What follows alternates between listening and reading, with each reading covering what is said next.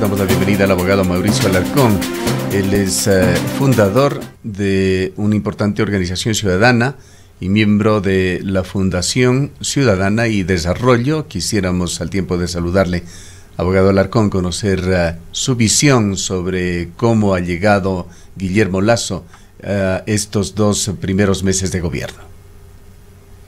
Gustavo, buen día y un saludo a nuestra audiencia de Antena 1 y de sus medios aliados.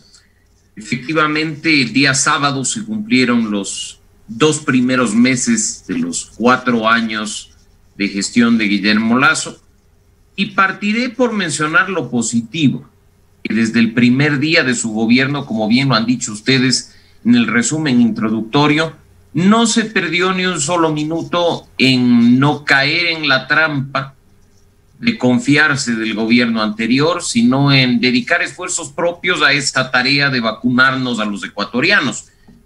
Si este gobierno hubiera confiado de las dosis comprometidas, más de 20 millones que anunció en su momento Lenín Moreno, en este momento estaríamos en una crisis enorme y probablemente con una situación de un pico de contagios muchísimo más alto a nivel país a propósito de la variante Delta. Pero desde el primer día, de la mano de un embajador itinerante, de la mano de un sistema del Consejo Nacional Electoral para llevar a cabo el proceso de vacunación y de una excelente red de distribución, hay que decir que al fin de semana estaban con primera dosis aproximadamente 7.650.000 ecuatorianos. Que cuando en la campaña electoral muchos dudaban la capacidad de inocular a 90.000 personas al día, se han quedado sorprendidos de ver incluso cifras superiores a las 300.000 vacunas inoculadas en un solo día, demostrando que cuando hay voluntad política y cuando hay ganas de sacar adelante al país se puede, por supuesto. Temas negativos, temas que deben ser analizados. A propósito de estos 60 días, la situación interna del país, la seguridad nacional, que por supuesto no se soluciona con una varita mágica de la noche a la mañana, pero como ustedes han visto, al menos en el Sistema Nacional de Rehabilitación Social, la crisis no dio tregua ni por el cambio de gobierno. Ahora se conoce de la tragedia vivida al interior de varios centros de rehabilitación, porque el número de muertos fue mayor, pero ustedes mejor que nadie saben que durante estos 2 primeros meses ya se habían producido incidentes en estos centros, con víctimas, con consecuencias que lamentar, tanto a nivel policía como a nivel reclusos. Eso debe ser solucionado de manera inmediata. Esperemos que las medidas anunciadas sean implementadas de manera integral dentro de una política pública de seguridad para el país, y no simplemente como un pañito de agua fría al más puro estilo de los gobiernos anteriores, en los que las soluciones nunca se vieron y el problema continuó como hemos visto durante varios años. Esto obviamente, y aunque haya una noticia triste que lamentar el fin de semana, pero creo que se debió también al hecho de durante los 2 primeros meses tener prácticamente ausente al ministro de gobierno, que por cierto, aprovecho el espacio para transmitir mi sentido pésame a su familia, la familia del señor César Monge, quien durante las primeras semanas de gobierno ocupó el cargo de ministro al frente de la seguridad y la gobernabilidad de este país. Doctor Alarcón, muy buenos días. Tomando el tema de las cárceles, las medidas anunciadas por el presidente de la República, un nuevo estado de emergencia, una nueva declaratoria de emergencia para el sistema carcelario. Una de las principales críticas en torno a estas declaratorias del sistema carcelario es primero que no han dado resultados y otra que no ha habido una transparencia, no se ha difundido de forma transparente a dónde se han ido estas inversiones, qué ha pasado con con estos recursos? En definitiva, ¿qué se ha hecho durante estos estados, que ya no es el primero?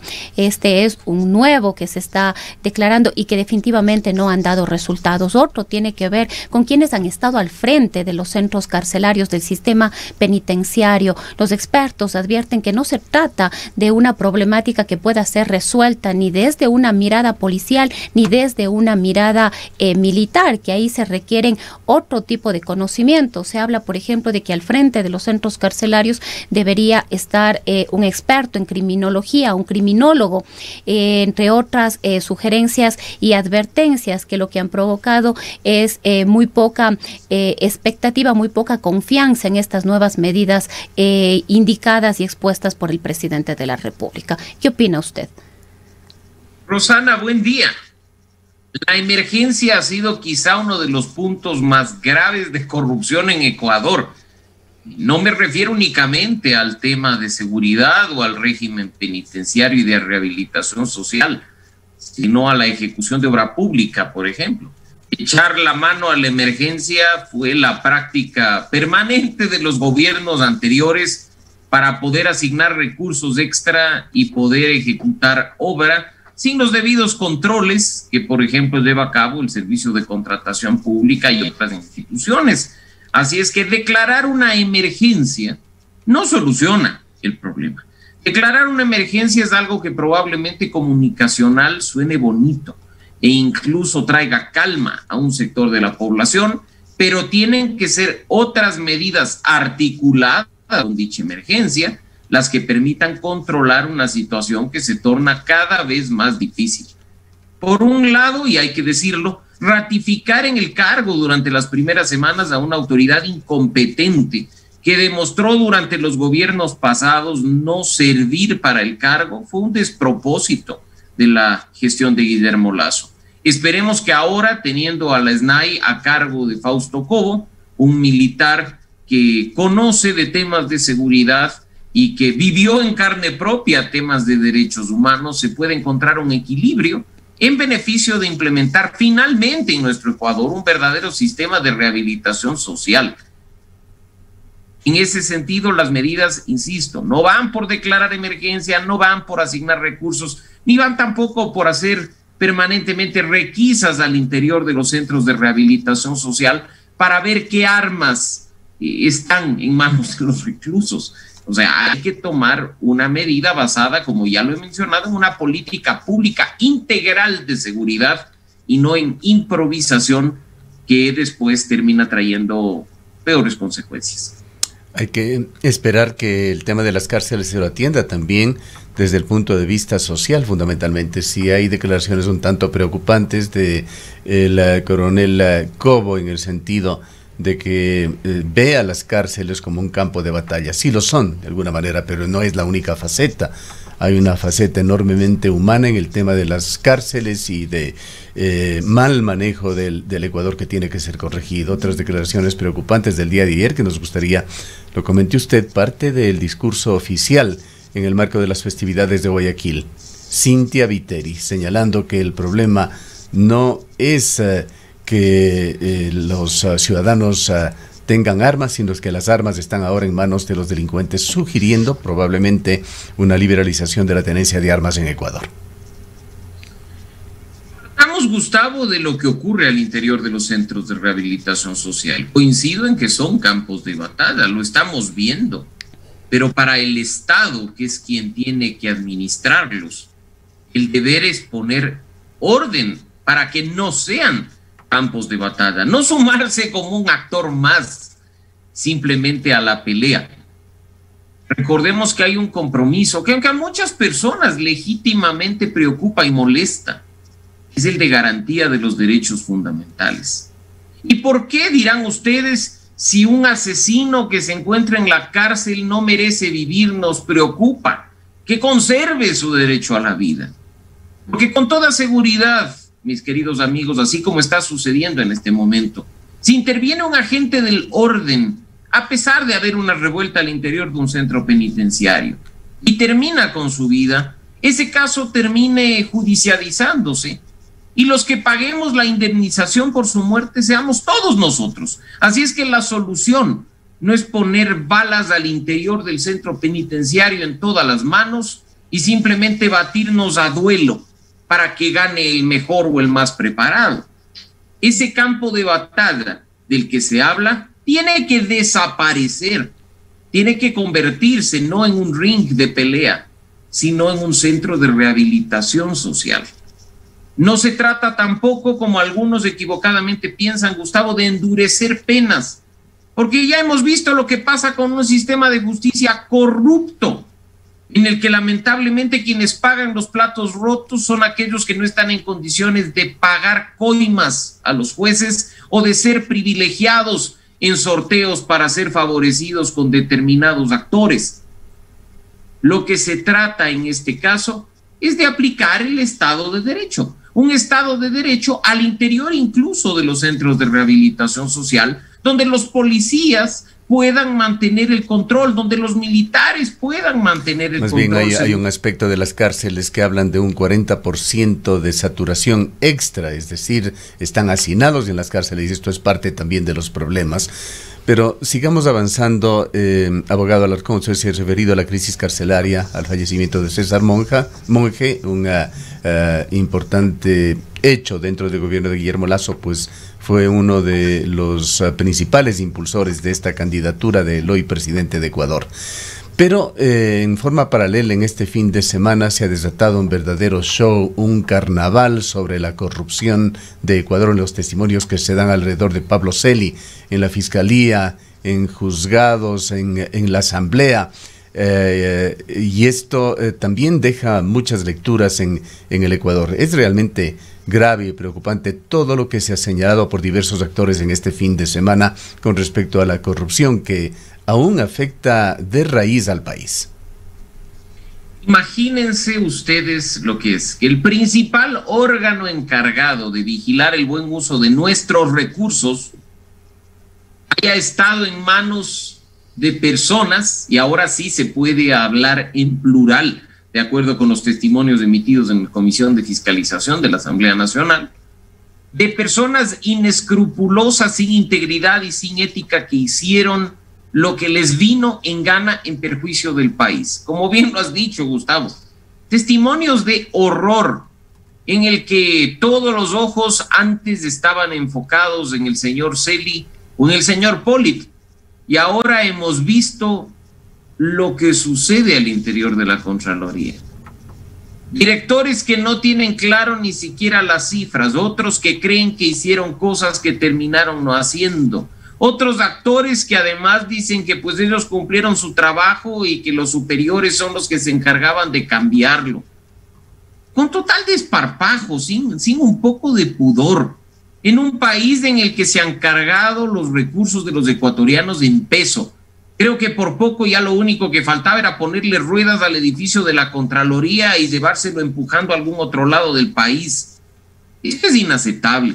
Y lo que ha destapado el juicio político al señor Celi es una olla de grillos de que hay instituciones podridas en Ecuador, podridas, y que en este momento no se van a recuperar porque se conviertan en tribunal de cuentas o porque se hagan bonitos concursos ajustados a estándares internacionales, sino que hay que repensar el funcionamiento de la institución en sí.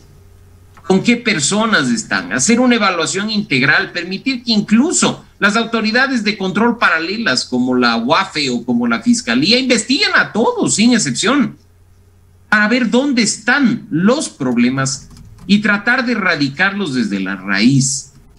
Mira qué gracioso es que un prófugo de la justicia el fin de semana, el excontralor Carlos Polit, haya dado declaraciones en las que ha contado de distintos temas al interior de la Contraloría, incluyendo temas del señor Celi, que fueron conocidos en su momento a través de la opinión pública, puestos en conocimiento del Consejo de Participación Ciudadana y Control Social transitorio, aquel encabezado por Julio César Trujillo, y que pese a eso decidieron blindarle al señor Celi en la Contraloría, con orgullo, y blindarle a través incluso de la Corte Constitucional.